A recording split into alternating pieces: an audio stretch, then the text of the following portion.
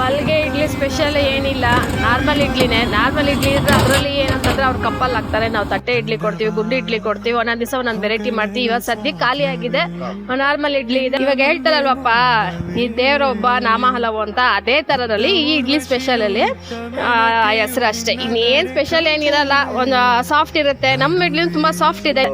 Hotel ಯಾರು ನಡೆಸ್ತಾ ಇದ್ದೀರಾ? ಹೋಟೆಲ್ ನಮ್ಮ ಹಸ್ಬೆಂಡ್ ನಡೆಸ್ತಾರೆ, ನಾವು ನಡೆಸ್ತೀವಿ, ನಮ್ಮ ಮಗ ನಡೆಸ್ತಾರೆ. 3 ಜನ ನಿಂತ್ಕೊಂಡು ನಾವು ಮಾಡ್ಕೊಂಡು ಹೋಗ್ತಾ ಎಷ್ಟು ಇದ್ದೀವಿ. ವರ್ಷದಿಂದ ಮಾಡ್ತಾ ಇದ್ದೀರಾ?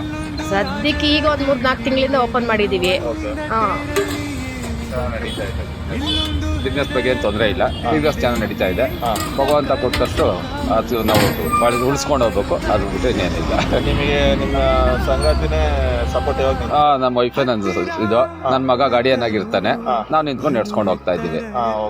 4 ಜನ ಬರೋವಾಗ ಒಳ್ಳೇದಾಗ್ಲಿ ಅಂತ ನಾವು ಬಯಸ್ತಾ ಇದ್ದೀವಿ. ಲೊಕೇಶನ್ ಎಲ್ಲಿ ಬರುತ್ತೆ?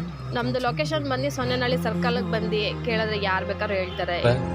ಕನ್ನಡವನ್ನು ಮಾತಾಡಿ, ಕನ್ನಡವನ್ನು ಉಳಿಸಿ, ಕನ್ನಡವನ್ನು ಬೆಳೆಸಿ. ಜೈ ಕರ್ನಾಟಕ ಮಾತೆ.